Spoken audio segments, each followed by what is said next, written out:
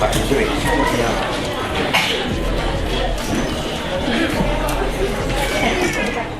Pak Dokter.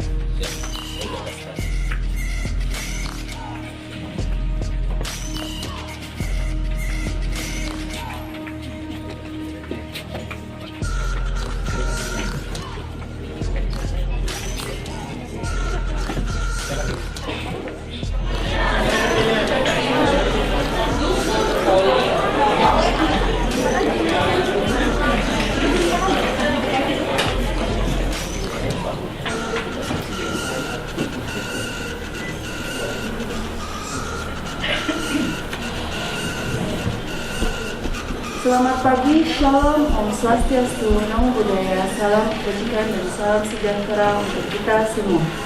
Sesuai Undang-Undang Nomor 1 Tahun 1970 tentang Keselamatan Kerja serta Standar Operasional Prosedur Universitas Balikpapan, izinkan saya untuk menyampaikan safety induction.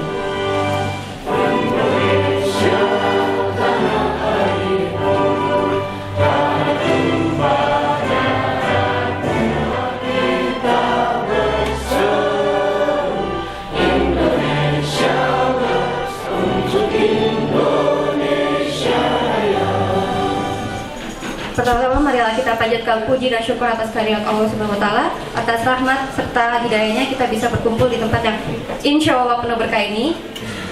Yang kami hormati Rektor Universitas Balikpapan, Bapak Dr. Lupa namanya Bapak Dr. Insinyur Isradi Zainal MT Waladin Panggabean. Hadir Pak? Hadir. Ya. Dan yang terhormat Wakil Dekan Balikpapan atau dekan yang mewakili dan dosen-dosen. Vice Dean, the first speaker, the second speaker. Good morning.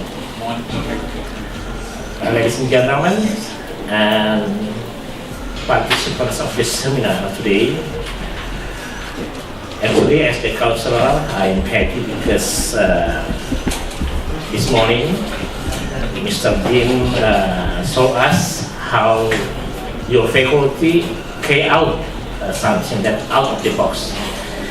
And I know that your faculty carry out a seminar or an activity, sometimes success like this morning.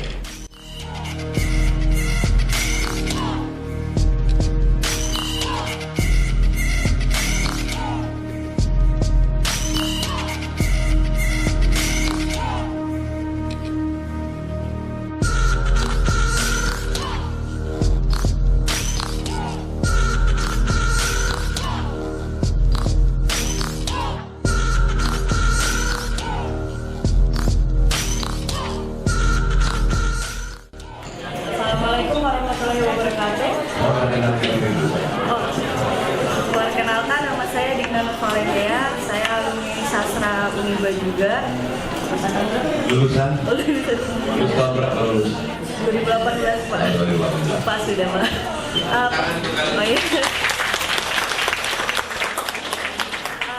Pertanyaan saya lebih ke penerapannya sih Pak. Katakanlah saya adalah mahasiswa semester akhir. Semester 8 sedang menulis skripsi dan tertarik kepada metafisika begitu ya. Kebetulan ceritanya lagi training aja lah KKN Desa Penari gitu ya. Nah, semua kita percaya semua yang dialami oleh tokoh-tokohnya itu di dalam sastra adalah data. Tapi membuktikan data itu mengandung indikator atau limitasi dari metafisik itu bagaimana?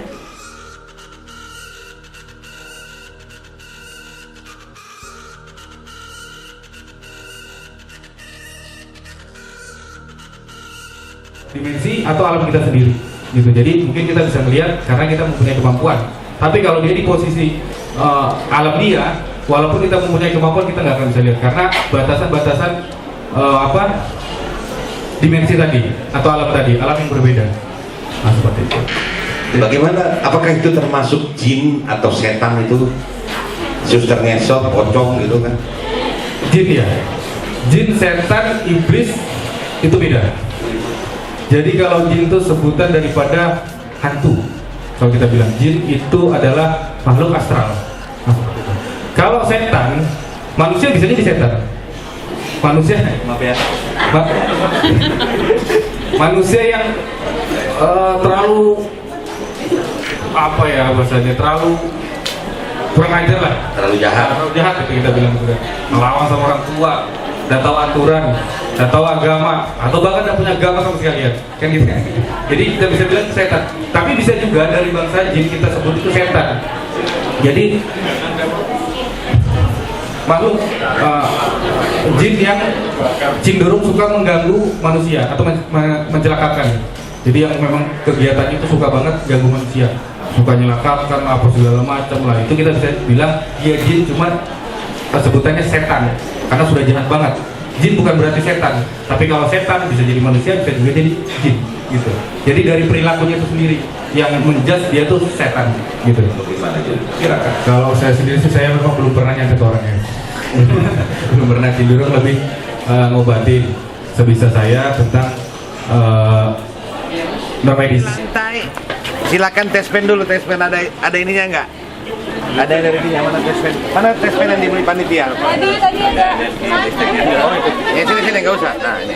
Ini tes pen yang dibeli panitia. Jauh dulu. Ke situ. Udah jelas. Udah jelas kelihatan. Nah.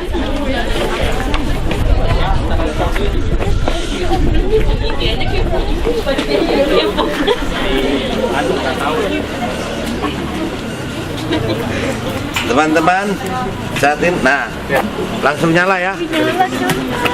Tadi jangan dulu setrum. Gak apa-apa, pegang aja. Listrik pasti kalian kesetrum kan? Tapi pegang aja gak apa-apa. Pegang aja. Coba, saya tahu jawab kalau kesetrum. Tapi tes pen ini kan untuk membuktikan bahwasanya ada listrik atau tidak. Sekarang lihat, perhatikan lagi ya. Ini gak ada baterai loh. Kalian yang belikan. Iya. Aku yang beli. Iya lah, aku yang beli. Nah, nyala. Nyala ya. Kalau mau pegang tangannya Kiraka, ya pegang. Pegang tangan Kiraka. Udah setrum, karena udah saya pindahkan ke sini. Kalau saya ke sini bahaya situ. Keluar uang. Ya, Keluar uang.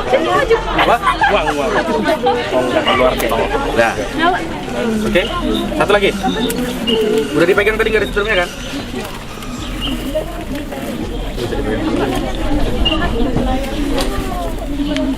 Udah jadi uang ya. Ada gelombang elektromagnetik. Posisinya lihat. Sud. Ini percobaan kecil ya. Percobaan kecil. Nah. Ya nempel ya. Kayak tangannya kayak ada magnet. Kayak ada energi listrik. Nanti ada slab itu. Ya, pegang tangannya. Ya, dia sudah kena sering, sudah sering kena jadi nggak mau dia. Silakan.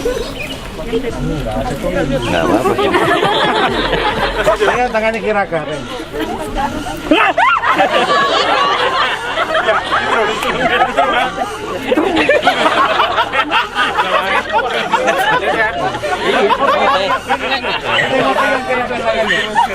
Karena itu kan karena ada setrum kan, energi dalam tubuh kan narik magnet dia. Ayo pegang. Ada yang mau pegang nggak? Salaman buat Kiraka. Tes saya. Banyak lagi buktinya apa segala macam, yang api lah, yang apa lah, yang apa segala macam banyak, cuman agak berbahaya. Jadi kecil itu aja sih sebenarnya visi misinya untuk mengenalkan bahwasanya gaib itu ada, ilmu metafisika itu benar-benar ada. Itu bukan didapatkan secara belajar, tapi memang didapatkan secara lahir, kebanyakan seperti itu. Berarti pemberian daripada Tuhan atau campur tangan daripada jin atau iblis. Itu saya walau-walam ya, tentang kebenaran seperti apa saya tidak berani menjudge dari salah satunya. Cuman kebanyakan memang indigo itu dari lahir. dia bisa melihat hantu, dia bisa manggil hantu, dia bisa berkomunikasi tanpa harus belajar. Beda sama saya. Kalau saya spiritual belajar, saya bukan indigo ya. Saya spiritual, saya belajar cukup lama untuk bisa seperti ini. Jadi saya mendapatkan sesuatu ini karena belajar, bukan indigo. Tapi ada juga beberapa orang yang saya punya teman indigo di Balikpapan ini, ada 2 orang. Saya sempat tanya-tanya juga tentang indigo. Kebetulan dia orang spiritual juga, tapi dia indigo. Nah kalau saya orang spiritual, saya belajar gitu, beda ya. Lebih spesial dia daripada saya, karena dia dapat instan, sedangkan saya tidak, kan gitu kan.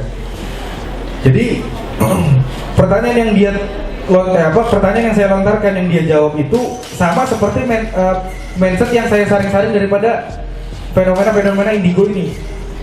Dapat dari lahir atau memang dapat mungkin dari Tuhan, tapi sedikit sekali yang bilang mungkin dikasih setan atau dikasih jin. Jarang, kebanyakan ini udah karunia daripada Tuhan. Saya bisa seperti itu. Nah tentang kebenarannya wallahu alam, saya juga masih bingung menjawab karena saya belum dapat itu penemuannya seperti apa. Karena saya sendiri bukan indigo seperti itu. Cuman kalau saya lihat kebanyakan indigo itu memang dari lahir, daripada begitu besar. Kalau besar itu kebanyakan dia mendapatkan ilmu karena dari leluhurnya mungkin, atau dari Tuhan memang yang asli tiba-tiba gitu kan. Tapi orang yang dibilang indigo itu dari kecil. Gitu. Kalau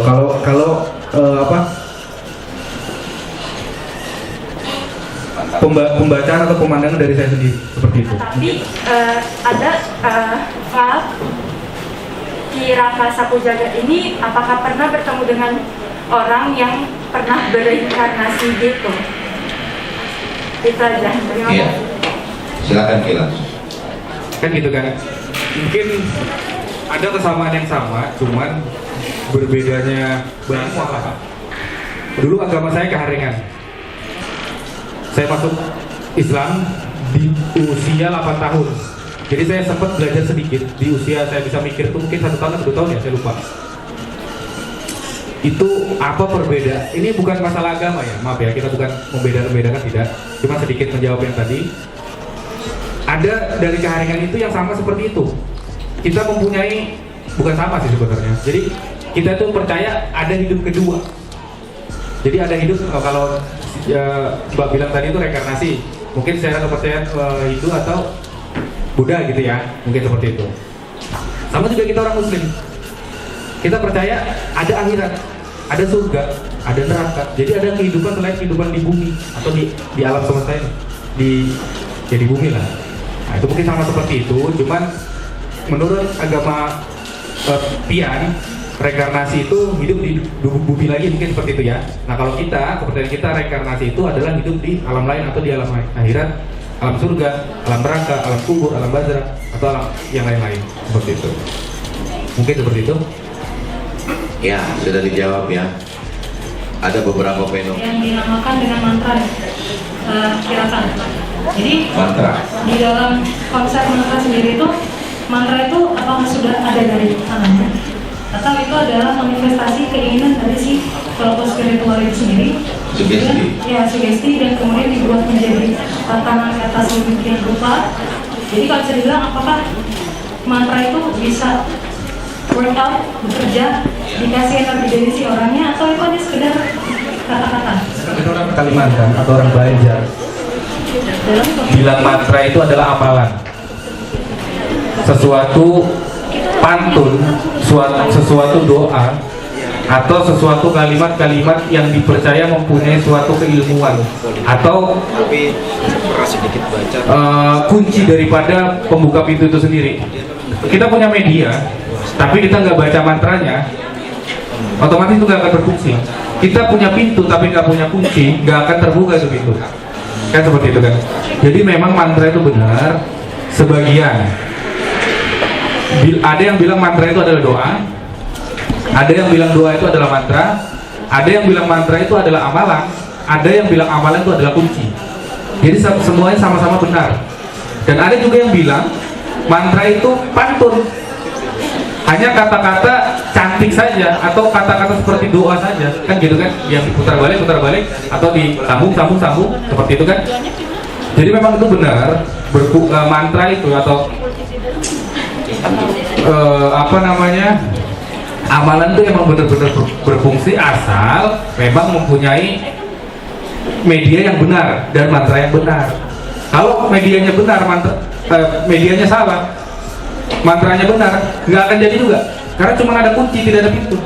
Jadi tetap harus sinkron. Ada pintu, ada kunci, ada mantra. Terima kasih atas kesempatannya. Sebelumnya izinkan saya memperkenalkan diri. Perkenalkan, nama saya Renalda Tresia. Saya dari organisasi UKM Korps Relawan Mahasiswa Universitas Balikpapan.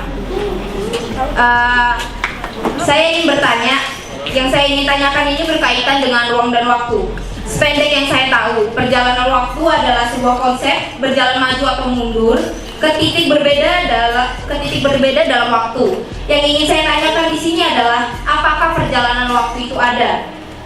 Teori mana yang membentuk adanya penjelajah waktu? Apakah itu termasuk konsep medis atau konsep yang bisa dijelaskan oleh teori fisika? Terima kasih. Kalau portal dimensi gaib ke manusia, saya sering lihat, bahkan saya sering membuka, dan itulah caranya untuk mengambil suatu barang. Mungkin bisa lihat di konten saya, ketika saya menarik barang yang tidak ada jadi ada, itu saya harus membuka portal dulu, portal manusia ke alam gaib, karena sifatnya kita yang mau ngambil, otomatis kita yang ngebobol itu pintu. Contoh kita maling nih, masa yang punya rumah buka kan? Nah mungkin dong, ngapain maling dibawa masuk? Pasti malingnya yang ngebobol pintu atau jendelanya dia. Sama seperti kita, itu contoh, bukan berarti kita maling ya. Ini contoh. Kita buka pintu gaibnya. Nah itu yang dinamakan portal. Itu yang dinamakan portal. Portal gaib dari alam manusia ke alam gaib atau alam tak kasat mata, gitu kan? Nah, seperti itu. Jadi itu saya seringnya. Tapi kalau portal yang memang disebabkan oleh jin, saya juga pernah lihat, bahkan sering juga lihat. Nah, seperti itu. Cuma tetap ada hukum-hukumnya, ada waktu-waktunya. Manusia bisa membuka pintu gaib kapan saja dia mau, asal dia mempunyai kemampuan atau kelebihan tertentu. Tapi kalau jin mau membuka pintu gaib, harus ada waktu-waktu dan jam-jam tertentu. Nah itulah bedanya, lebih sempurna manusia daripada ke energi lain selain listrik. Ya. Selanjutnya buat pembelajaran juga ya teman-teman, bahwasanya di dalam badan manusia itu ada 4 elemen. Yang pertama tanah, yang kedua air, yang ketiga api, yang keempat angin. Saya bisa buktikan sekarang kalau 4 elemen itu ada di tubuh kita. Contohnya ke saya saja. Manusia dipercaya tubuhnya terbuat daripada tanah dulunya. Diciptakannya Adam itu dari tanah. Betul tidak? Gimana? Betul apa tidak? Betul. Betul. Terus yang kedua, angin. Kita bernapas menggunakan angin. Ini salah satu angin. Oke, angin 2. Yang ketiga air. Air liur. Ingus. Maaf, kita buang air. Itu air. 3 ya. Yang keempat api. Ketika manusia emosi atau marah, itu letak daripada Saiton. Kirinya, kalau kanannya nafsu, manusia wajar mempunyai nafsu. Nafsu itu api. Amarah itu api. Jadi 4 elemen yang saya sebutkan tadi ada semua di badan manusia. Loh, kenapa kita tadi energinya listrik? Kan tidak ada dari 4 itu. Penggabungan antara air dan angin. Petir itu terbentuk dari listrik kan? Bukan. Iya, dari listrik. Cuman antara angin dan air, apa sih bahasanya dia? Bahasa ilmiahnya saya kurang pintar sih ya. Pokoknya itu ya. Penggabungan antara energi air dan sedikitnya tekanan oleh energi air atau angin itu akan menimbulkan energi listrik. Karena posisinya di sana kita bilang itu posisinya di atas kita bilang itu petir. Padahal itu listrik yang tidak mempunyai batasan voltase atau apa ya bahasanya dia. Pokoknya tidak mempunyai batasan daya strum. Nah seperti itu. Jadi tetap dari 4 itu semua. Tegangan tinggi. Iya. Terbentuknya semua yang tercipta di muka bumi ini harus ada 4. Tidak ada yang ganjil. 3, 2, 1 enggak. Pasti 4. Dan tidak lebih, tidak juga kurang. Tunjuk saja salah satu di sini yang diciptakan tidak 4 tadi. Coba tunjuk bebas. Mau tunjuk apa aja? Pasti 4. Saya pasti bisa jawab. Karena tidak akan terciptanya apapun yang diciptakan oleh Tuhan dan manusia kalau tidak apa tadi, yang ikut campur daripada yang diciptakan. Ini saya contoh. Ada setan baik dan setan jahat. Sementara yang saya percayai yang namanya setan, iblis dan jin itu jahat. Bagaimana untuk pemahamannya kira-kira? Ya. Jin, setan, iblis itu beda. Jin dari golongan seperti golongan seperti manusia, tapi beda penciptaan. Tidak ada jin dan manusia yang menciptakan selain menyembahku, yaitu Allah Ta'ala, kan gitu kan. Jadi ada jin muslim, ada jin Kristen, ada jin Hindu, ada jin Buddha, atau agama-agama lain. Jadi bisa baik juga bisa jahat, gitu. Nah kalau setan yang sama seperti tadi, setan itu bisa golongan manusia, bisa golongan setan, bukan golongan iblis. Kalau iblis memang sudah setan, nah udah dilaknat, gitu kan. Jadi gitu. Nah kalau iblis, ya gitulah Pak, tahu lah kalau iblis apa ciptaan yang sudah dilaknat oleh Allah dan dijamin masuk neraka. Nah, gitu. Jadi jawabannya sama yang seperti tadi sebenarnya. Jin itu ada yang baik, tapi setan tidak. Setan itu gak baik. Kalau dia baik bukan setan namanya. Kalau iblis sudah pasti jahat. Tapi iblis, setan, jin itu beda. Jin itu bisa masuk surga, bisa juga masuk neraka. Karena itu emang ada hadisnya. Gitu. Ya begitu aja. Ya baik, nggak ada lagi pertanyaan ya. Ini kesempatan. Begitu tidak sengaja atau di-mindset aja oleh halusinasi, artinya sembuh beneran gitu. Saya boleh pegang tangan ya, maaf ya saya sentuh ya. Di balik di sebelah kanan. Dekat sini, maaf. Namanya tadi siapa? Evin Bapak.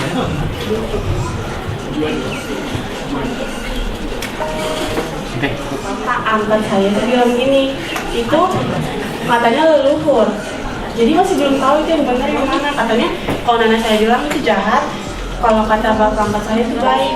Nah sampai sekarang saya juga nggak tahu harus ngapain, cuman diem-diem. Saya boleh tanya namanya siapa? Boleh tanya namanya siapa? Iya, nama asli. Az-Zahra.